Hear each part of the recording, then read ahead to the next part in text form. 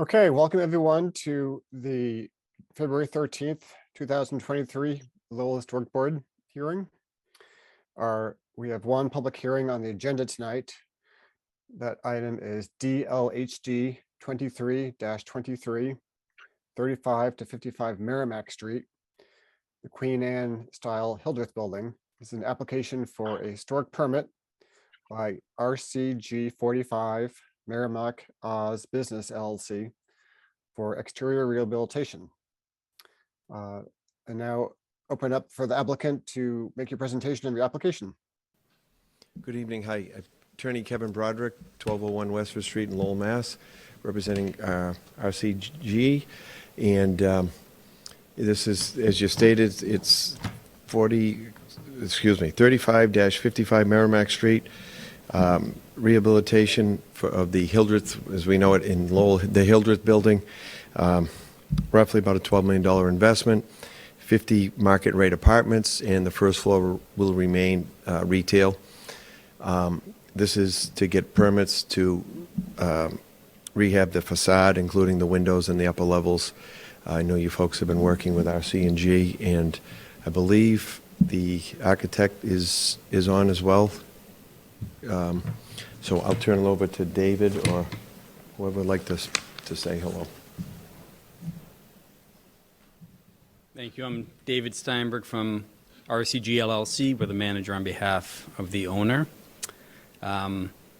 We've spent some time working through a number of the detailed issues on this building. I think it's all pretty well encompassed now in the drawings that Christina McMahon, who's our architect on board here from Caveney Architects, or Caveney Architectural Collaborative. As Kevin said, our plan is to turn the upper floors into a residential use in what was formerly office use, and to maintain the first floor use of retail, both facing Merrimack Street, and this building stretches back to Page Street in the rear. So the historic facade on Merrimack Street would be restored, and including updating windows and making repairs to masonry. The rear facade was actually largely removed at one point by previous owners. So we came up with a plan to put up a new facade essentially facing Page Street that would include storefronts and the floor above on half that facade, and then restore the other half of the facade. And I don't know if it's appropriate for Christina to take you through the images at this point. Christina, are you able to do that? So sorry, guys. The reception is hard to hear. So to confirm, do you want me to present the materials, or are they already up? No, you can. They're not up yet. Okay, 1 second, guys.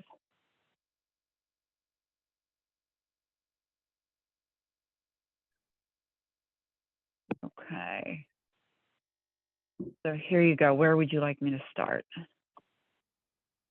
Wherever you want. You can just take them, start from the beginning here, Christina. If that's easy. Sure. Absolutely. I guess so. To start from the very beginning, yes. So our location here at 45 Merrimack Street, at the corridor of Central Street and Merrimack Street. So the project is, I believe we already touched on a conversion from existing commercial and office space into what will be commercial space on the basement and ground floors to residential on the second, third, fourth, and fifth floors. So yes, the proposed work here to the exterior of the building, we've worked with both Steve and Dave Leave on this. So the existing facades here. So on Merrimack Street, a lot of the building is intact. There's been storefront modifications over time, some recent work, and one functional tenant towards the center on the ground floor. The upper floors, again, that's really largely intact. Some of the work that we're proposing here has to do really focusing on preservation, stabilization, restoration of the masonry elements, and then focusing on the windows. So a lot of that is in disrepair. So you'll see when we get to the proposed elevations that we're proposing full replacement of all the windows from the second to the fifth stories.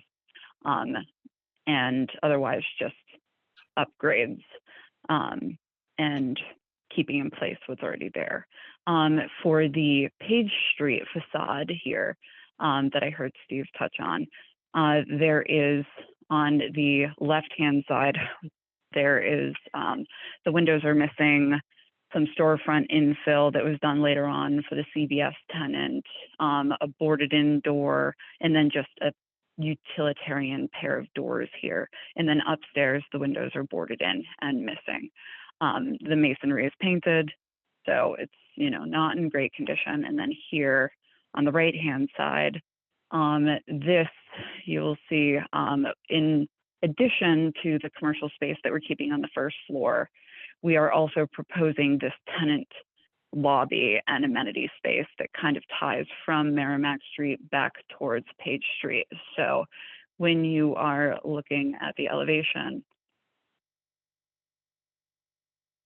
this portion of the building here, that actually, sorry, I'm jumping all around. So on this side, this is going to be future tenant amenity space as well as commercial retail space.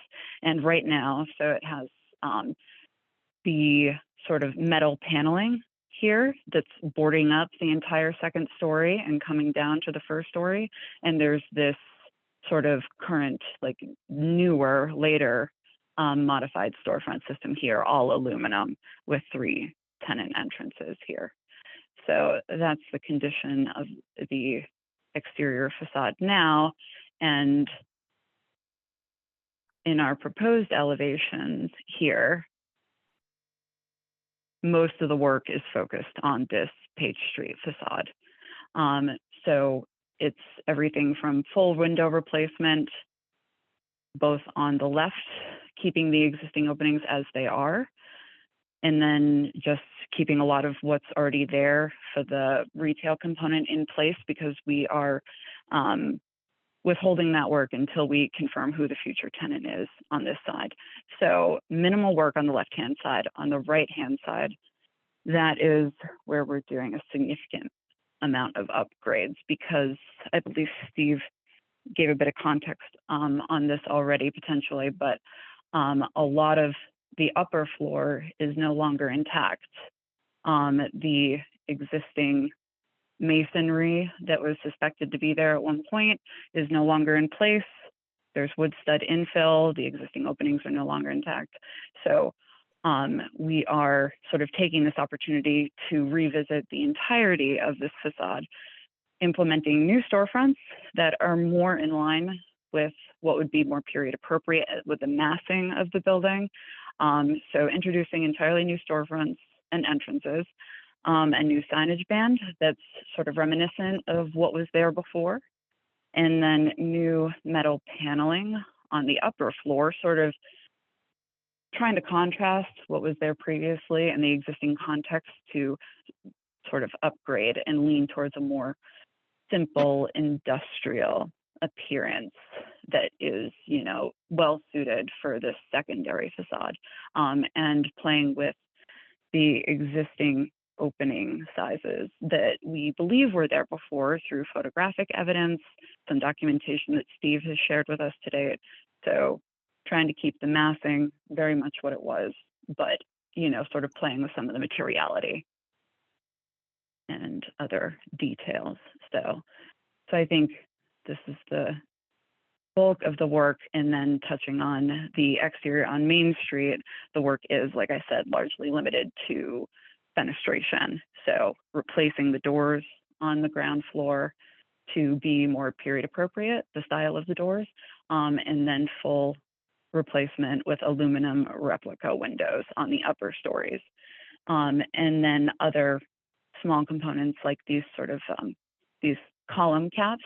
There was one in place. We're looking at replicating the previous column capitals in a cast material that's sort of TBD, but repairing some of the elements that are missing. So I think, so that focuses on the exterior modifications. Steve, would you like us to walk through the floor plans in more detail, or? No need, now the floor plans we don't need to do. I don't. Okay, think. that's Someone what I has a figured. question later on.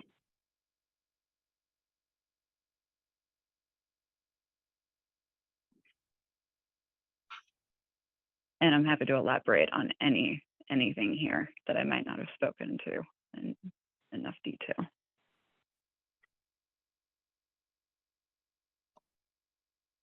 We can certainly address any questions we have during the board discussion. Is there anything more to your presentation that you'd like to add? I think that largely covers it. Caitlin, Dave, is there anything else that I didn't cover that you would like to address? No, I think it's all covered there in plans. Thank you, Christine. Any questions? You can order one. Okay, thank you. If that concludes your presentation, I'll now open up the floor to anyone who wishes to speak in favor of this application, either on Zoom or there in the conference room.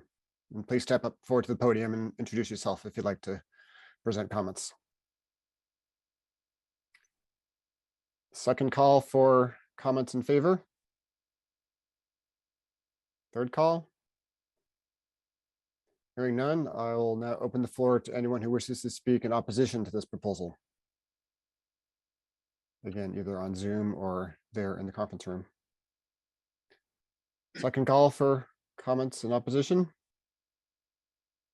Third call. All right, if that concludes the public portion of the hearing, I'll now open things up for board discussion and questions. And actually, I'd like to just begin quickly by thanking the property owners. I know that you're relatively new in your ownership of this building, and there were a lot of deferred maintenance items that had been left by the previous owners. And I just want to express my appreciation for your rapid response to our deferred maintenance request for repairs to the storefronts and other elements. You guys really respond quickly and address them in an appropriate manner. And we don't always see that with our property owners. So just wanted to acknowledge that and thank you for that work that you did recently. Any questions from the board? So one of the things that I also discussed with the park architect is I'd like you to, I don't know, Christine, if you could speak to the sandstone elements on the building.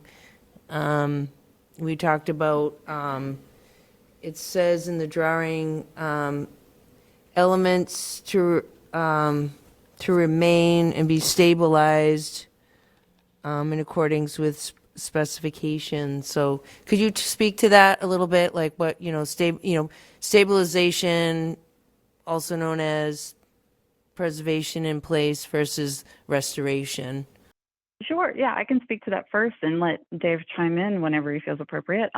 So yeah, that came up during our meetings that we had with Steve and Dave about the current condition of them. There was some concern into getting into full restoration on our team side, and we were talking to Dave about at least stabilizing in place what's there.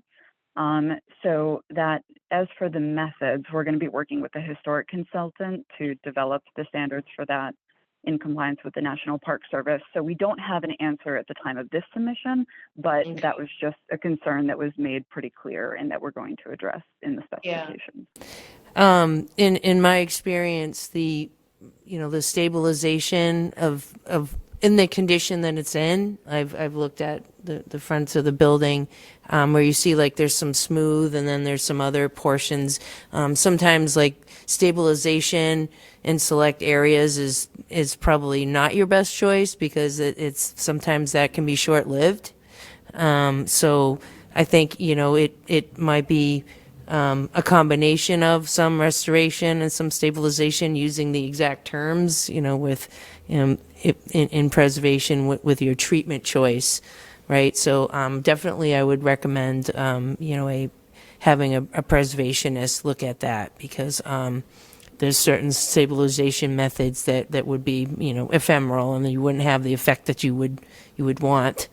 And if that's alongside of an area that's a lot smoother, and it also kind of changes the look of the building, so so that would be my recommendation, is take a look at that and go to the side of more restoration if you can, not recreating wreaths or anything like that, but getting the smooth surface, as a lot of that that particular material is pretty fragile often, so in my experience. So Okay. Yeah, all very valuable input. We've been having discussions about the next steps for evaluating, masonry as a whole throughout the project. So I think, like you said, working with a specialist on this is important. So yes, we will be developing a holistic plan.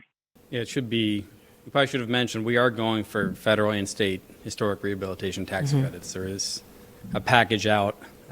We had our Part 1 approval. We're submitting for Part 2 now. That'll also need some negotiation on some of the details that, right.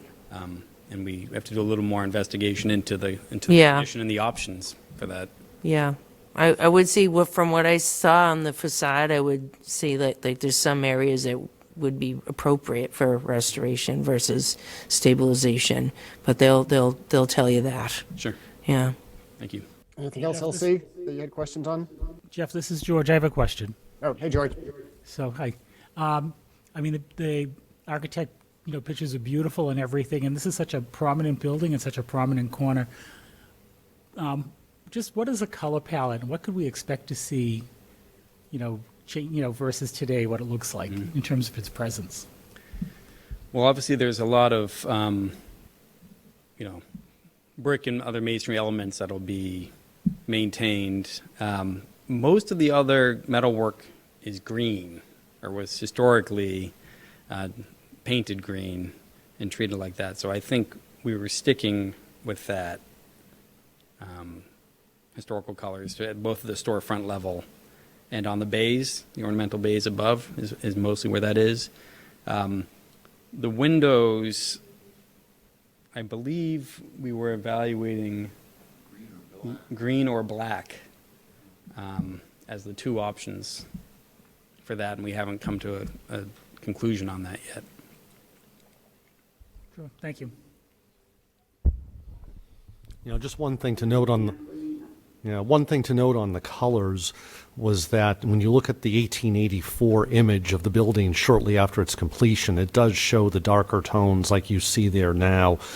We've talked about maybe introducing maybe the doors become a different color on the first floor, and maybe there's some opportunity to add an accent color on some of the storefront panels and such. But, realizing that this building, the style itself is very eclectic and diverse in terms of colors and textures and materials already. So, the older photo is pretty informative when you look at, what it could have been or was.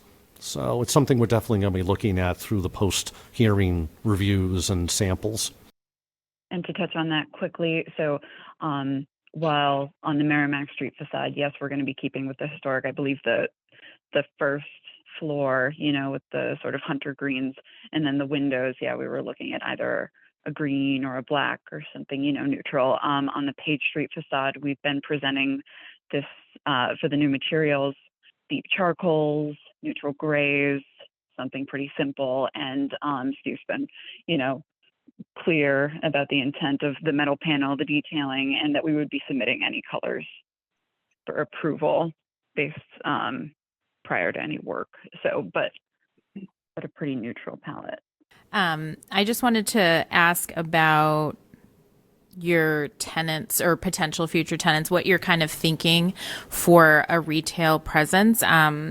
Clearly the Merrimack Street side is obviously very prominent just given its location, but the potential of seeing Page Street on the backside kind of brought back to life is really exciting. So just thinking about understanding that you don't have tenants yet, but if you have any ideas of the kinds of things that you're looking at, one of the things that I like to consider encouraging potential developers to think about are stubbing in things, even if you're not sure what you're going to get for a tenant, to make potential future redevelopment a bit easier, so you're not having to rip apart some new work that you had just done to accommodate a tenant after you find one. So just wondering if you can give us an idea of like the kinds of things you're hoping that you think might fit in that, and if you have any ideas about the kind of outfitting you might do in those spaces, assuming you're going to build it to some sort of white box standard, at least initially. Yeah, so we haven't really focused in on anything too much. So right now we're trying to leave a lot of flexibility with the storefront, so we could face both sides, or we could get larger tenants back in for a more prominent presence. Obviously, we feel the same way. We want to activate Page and Merrimack Street. There's a lot of infrastructure in place that's actually supportive of that. Power, gas, water. We'll be updating virtually everything in this building when we move ahead to make sure we can support as wide a variety of potential uses as possible. Because the 5-story building is really only on the sort of the bottom half of the drawing there, we have some potential to work with restaurants or other users that would need chases. We're probably not going to run chases up through the 5 stories. That could be pretty challenging in the Masonry building, but because of that flexibility where it steps down to single story and then to 2 stories, we may be able to have some options if a restaurant use is appropriate. There is Kung Fu Tea there now, so that sort of cafe use and ability to get bites. We'd like to keep them there. They do have a long-term lease, and I think we can work around them.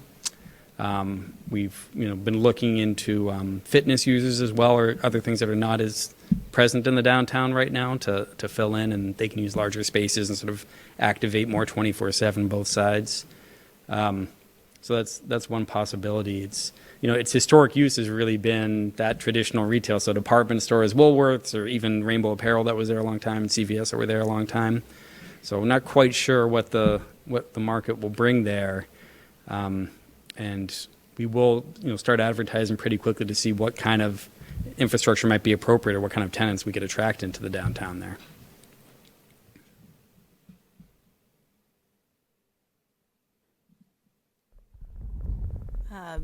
It's kind of a minor question, but I'm just curious. So with only that one capital remaining, I love to hear that you're going to fill in those missing ones. Mm-hmm. Do we know, or do we think that they were identical, or were they all different? No, they were definitely identical. And the one surviving one that's there that Christine is aiming towards, the idea is that the others, backing up in 1983-84, when the building was rehabilitated first time, that's when all the storefront work was done. That's when the piers were replicated, all based upon the very early photos of the completed building. They never did the other capitals. So, it's nice to be able to get that done on this part. I mean, I've asked about the rooftop elements. I know we're not getting those. I'm kidding. But it's nice to see those because the shadows are there. The outlines of them are there. So it'll be nice to get those back, although not in granite, and some kind of a cast material, which is fine, and finished to look like the granite. But I think it'll complete the storefronts nicely, and it's nice to see those. Any other questions from the board? Not a question, but a comment. This is a beautiful building that's been allowed to go into disrepair for many, many years. So I just wanted to say thank you for making this big investment in the building. The plans look beautiful. We need housing. We need downtown to look as beautiful as it can. And I think that your plans achieve both of those goals. So just wanted to say thank you. No, we're glad to do it. Our company's experienced rehabilitating downtown mixed-use buildings all over the state in different locations. So we're excited about this project. I had a couple of questions related to the windows. As I understand it, on the Merrimack Street facade, the existing windows and frames and brick molds are all wood. Is that correct? Correct, it appears so, yes. Okay. And you're proposing aluminum sash replacement windows, correct? To replicate Yeah. the historic profiles. Are those going to be installed behind the historic wood brick molds, or is the entire opening going to be removed and a whole new window system installed? Today, we have discussed both options because I think there was some concern with a lot of what's intact on the interior, replacing them from the inside. So we are working with the window consultant right now to match the profile of the casing around the windows, which they can get extremely close to, because we were hoping that might be an option if necessary. But, you know, and the condition of some of the wood casing it's pretty decayed. So I think some have opinions that it might be up against replacement, but if we did, the profile would be matched. And with aluminum, we can customize it to get very close to the profile. So I think it's a little bit, it hasn't been decided, but we were weighing both options right now. Right. Okay. Yeah. Because those brick molds are a pretty big piece of the character of the building, and I know that on the upper They floors are. they're not quite as visible, but certainly the second floor and third floor you can definitely see them from the ground level pretty clearly. So. Yeah, and we were able to identify that the second floor, the brick mold, you know, is pretty, it has a beefier profile, it's a larger profile, and then it's the same profile on the third through fifth floors. Okay. So it's not a ton of variation. It seems reasonable. Our window, the window manufacturer didn't seem concerned, but they seem to do this all the time. So Universal Windows is someone that we're speaking to right now.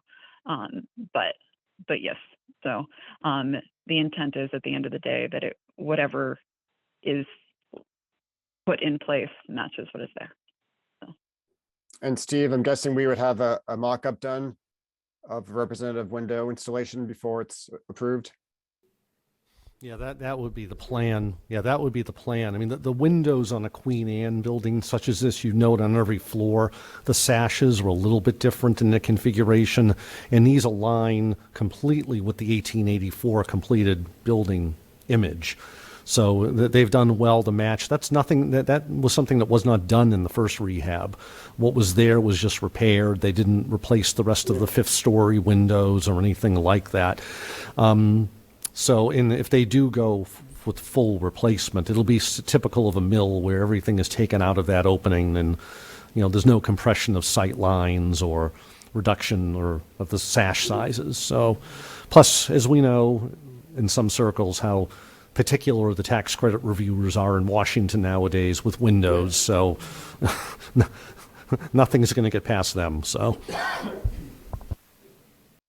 Okay, great. I want to echo LC's comments about the sandstone, that, you know, restoring or repairing or preserving or repairing that kind of detail, given the condition it's in, is very tricky, particularly in these northern climates where the freeze thaw cycles really do a number on that brownstone materials. And there are ways to preserve it and replicate it, but it really takes a specialist who has experience with that material. So I hope you'll keep us and Steve in close communication on what your approach will be for that, so that we're aware of what your ultimate plan will be for that. Definitely. I had a question about the HVAC systems. Are there going to be rooftop units for AC units and things like that? And see anything on the plans that showed the infrastructure? There There are. Okay, I'm sorry, I missed that.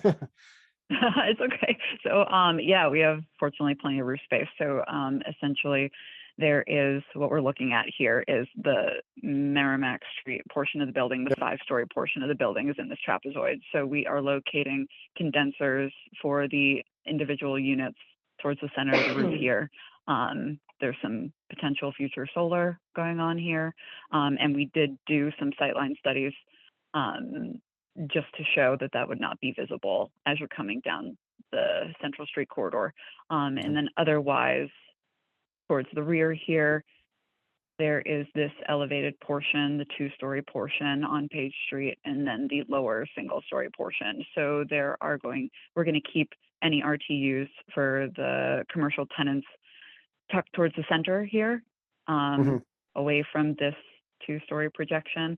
So that will be concealed, and then some potential rooftop equipment on the Page Street on the 2-story portion here. So kind of spread out, but all pretty in pretty conspicuous locations.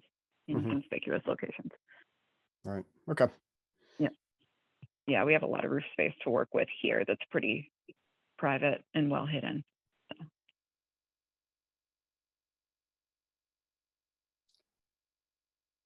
Just a quick question for Steve. I haven't had a chance to recently walk around to see the building from the various parts of the neighborhood.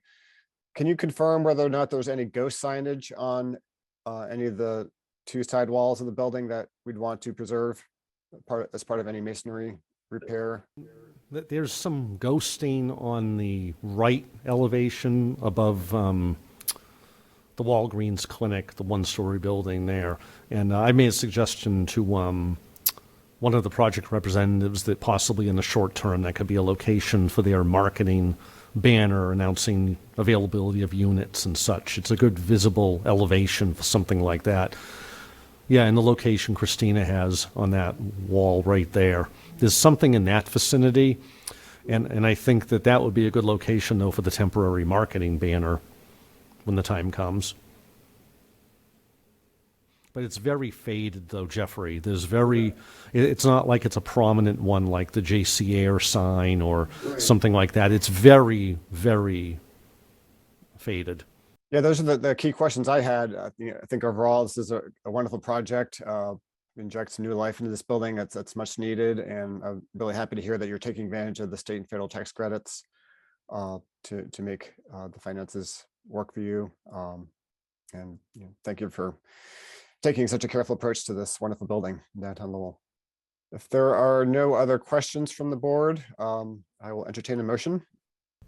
I move to approve a permit for the rehabilitation of 35 to 55 Merrimack Street, downtown Lowell Historic District, conditional upon following the recommendations of the Lowell Historic Board Administrator.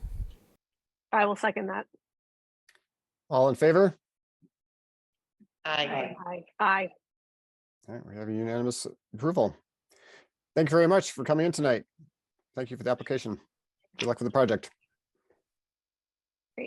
Thank you all. And thanks again to Steve and Dave for all their help. So Thank you. Well, that concludes the public hearing portion of our meeting tonight. We can move on to the next item, which is approval of the minutes from January 9th, 2023. Do any board members have questions or comments on the minutes from the last meeting?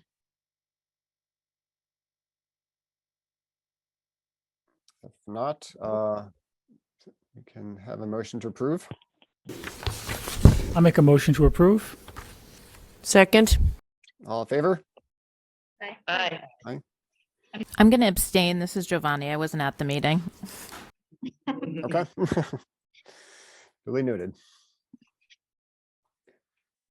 All right, we can now move on to other business. Steve, do you want to walk us through your staff items for us? Let's see, enforcement and violations. Yeah, we'll be gearing up in March with probably about a half a dozen minimum maintenance targets, similar to last spring, along the lines of the same type of work. Storefronts that need painting and so forth. There's a recent property transaction downtown at 72 Merrimack Street, very near the Hildreth building, and the owner's transferred. It's transferred ownership, and that was one that was going to get, a request, and it's not bad, but it needs touch-up paint and so on, and they've already noted they planned on doing that anyway, but we're still going to send them a request just so it's on the record and we can make sure they move along on it. With regard to the Saab building, I actually have a meeting tomorrow morning at 10 a.m. in the solicitor's office to begin looking at this in earnest with them. Other than that, that the fine totals are there for the record as of right now, and it's my opinion we probably should at this point not really discuss it in open forum since it is in the law department, and suffice to say we're addressing it, if that's okay with everyone. Aurora, you said you had something? You wondered if it was a... Oh, we can ask him to talk. Call him in later if you want. Okay. Or send me an email tomorrow if it's something. Okay. But other than that, those are the things we're working on. Minimum maintenance and the endless battle, cat and mouse games with neon lit open signs. So those are always fun. But, it's actually when you show them, it can't go in the window, put it on the wall at a right angle. They tend to get the wink, wink, nod, nod, and you toss them an open sign we give them for free, and they seem to be okay. That's about it under that. The rest of the materials are informational. There is, however, requesting a vote on the bylaw revisions, which Jeffrey and Kerry have already gone through. And you see they're pretty much minor in substance, making sure that agencies are accurate, eliminating the Downtown Lowell Business Association because they don't exist anymore. Noting that hybrid and virtual meetings are allowed, things like that to update them. Well, other than that, inserting the new violation procedures the board approved in 2021. So other than that, it's all standard bylaw type language. So I guess if anyone has any questions or comments, other than that, I guess you could vote if you call for a vote. I have a question, actually. So for some of the things like design review 2.8 and 5.4 minor things that are identified as minor development, and 8.1, the certificate of non-applicability. Right. I guess I'm just wondering, where do we record that kind of information for people? Meaning, like, how do people know when, because and I don't know if this is the right format for this discussion, but essentially I think that there's this historical beef with historic preservationists, right? That like we're obstructionists or that, not helpful or whatever. And so I guess to me, a way to help eliminate some of that like opaqueness in the process is to like track, how many people are we actually helping through the process? How many people are we talking to? How many things are we kicking out before they come to the board? And so I'm just wondering, like, where is this captured so that, if somebody says like, oh, working with the historic board is impossible, we can say like, actually, the group hasn't rejected anything that came in front of it for the last however long, and the administrator worked with 47 projects in the last year. Well, an example would just be the prior applicant and what they've said in terms of our interactions with them.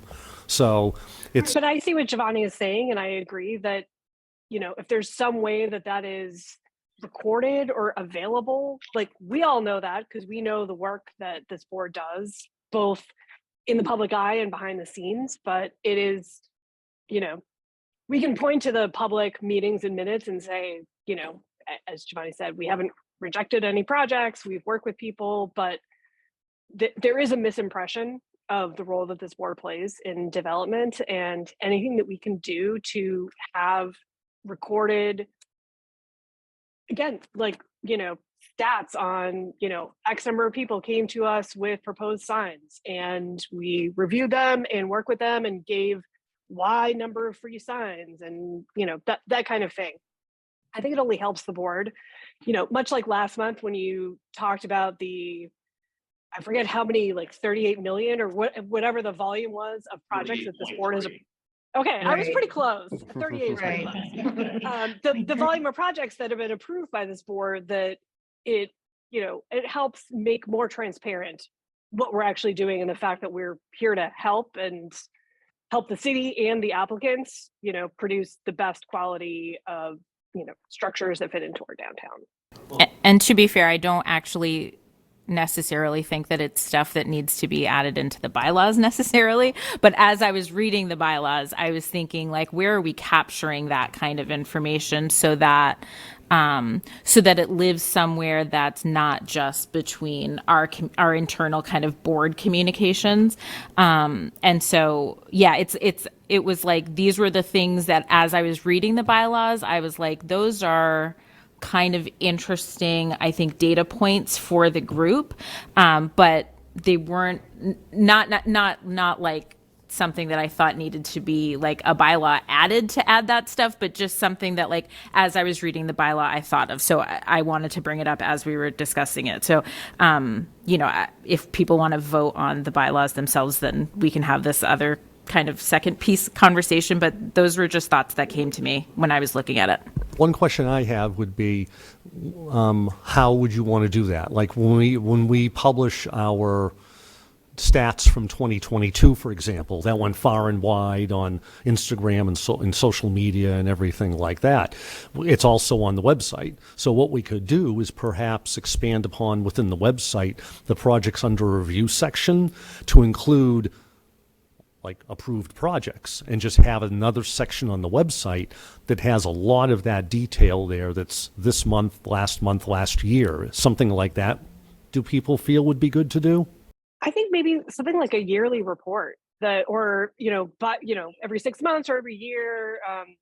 Many of the positions that I've held, we track, how many cases we handle per year, how many people come to us with contracts that we process and produce the contracts. If you just, again, I agree with Giovanni, this does not have to be part of the bylaws, but I think this is an opportunity to think about all the things that we do that are not as public as the public hearings. And just track, how many, every time someone comes to you for a sign, or for help with a sign or for a review of plans, like keep stats on that. We reviewed, we did, 138 preliminary reviews of plans this year. And oh, it's all there. Mm-hmm.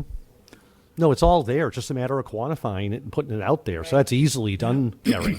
Right. Yeah. Like I'm saying, like you do the work, and I know that you track the work because we see it in your administrative reports. But if there's a yearly report that's presented to the board every January for the past year or February or what have you, and then we review and approve it, and then we post that on the website every year. It's the 2022 annual report of the Lowell Historic Board.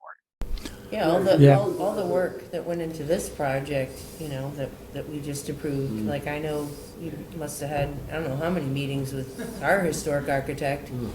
Which, by the way, very, very helpful on this. One thing I'll note is when I report to Mass Historical Commission each year, it goes by fiscal year. I know we're all beholden to different fiscal years. I mean, I know your federal is October to October. City is July 1 to June 30th. So that's why when you see, like, even in the fall, you see the prefix of the applications saying not 22, but 23. So we generally go by the city's fiscal year for the reporting, although for the general public, like what we just did, we just did 22. So I guess it's a matter of doing it twice a year. We can do, the calendar year, and then we can also do the fiscal year, if that makes sense. That captures things every 6 months. Yeah, I mean, I think that if it's being done anyway, why not just put it out there again for people to kind of hear? I think the other piece of it is like just consistent messaging that I think is important to get across, that like there are things that are happening, projects are getting approved, not everything like comes to this board to die, like that's, and I just think that like being able to push that information out consistently, not just to the public, but, like to the business community, to potential developers, those sorts of things. I think it's important messaging that I think if we're already capturing the information, it's just a matter of then like turning it back around to the public. And so if it's not like a super heavy lift, I would say, then I do think something like a twice a year summary update of like how things have been and projects and things that have come through, I think that would be a really helpful message to get across. And Giovanni, you're talking both at the board level and just at the administrator level. Yeah, I mean, I think that because Steve's doing a lot of as he was saying, right, visiting businesses, passing out these signs, doing the smaller sign projects, like those are all real things that are happening, right? And they're not Hildreth building redevelopment scale, but they're still, real concrete things that I do think should be captured Yeah, and I think, another example was the work that Steve and the park have done with like helping DPD on the sidewalk standards, for example, right? Like that's all behind the scenes stuff that people don't see until way later in the process. And I think that there's like a lack of awareness. I think that some of that stuff involves this group and this staff. Right. No, and I agree. The only bad metric is one that's not known, right? And so we don't know that. And I think this also ties back to those who've been on the board for a while. Several years ago, we had a discussion about the board and the board reputation and all of that. And I think this is kind of like part of that. And it kind of like takes it to the next level. So I think enhanced reporting and metrics would be great. The social media part that is really great, though. Well, that'll speak to. Well, that's key. You won't believe the numbers we get. But one thing to note, just for all of your information, boards founded, statutes 83, December, first meeting February of 84. Since that time, one appeal of any decision ever made by this body, ever. That's not bad. And then the other thing would be in terms of denials. I remember 2, possibly. One was for a church demolition, and one was for something that then came back once it was all ship-shape and got approved. So this board is one that rarely has ever said no to anyone, or you find a way to do it that makes it work. Right, which is why it's a perception issue that we can get in front of by publishing, and making clear what's actually happening, not what people have heard or, that kind of. Easily done because the stuff's all there. Right? Yeah, Steve, so we could have a discussion. I'd like to see the report you send off to MHC, and maybe we could use that as a model for some sort of semi-annual report. But we could probably work something out. And it's the certified local government annual report, and it's a little bit mechanical and formula driven. I'd rather do something a little more, I don't want to say personalized or flashy, but it's a very mechanical report that goes into them. So I want something that's content driven, but also looks good and expands upon the mechanics of a annual report to Mass Historical. But I'll get you the last one anyway. Let's work on that together. Yeah, I think that's a good thing for us to work on. Based on the popularity of the social media that you do for the board, I trust that you can come up with a format that is going to be, readable and engaging, attractive to people, and yeah. And doing this, I'd be selling cars. Don't worry, we'll do something good. Great. Anyone have questions about the bylaw changes?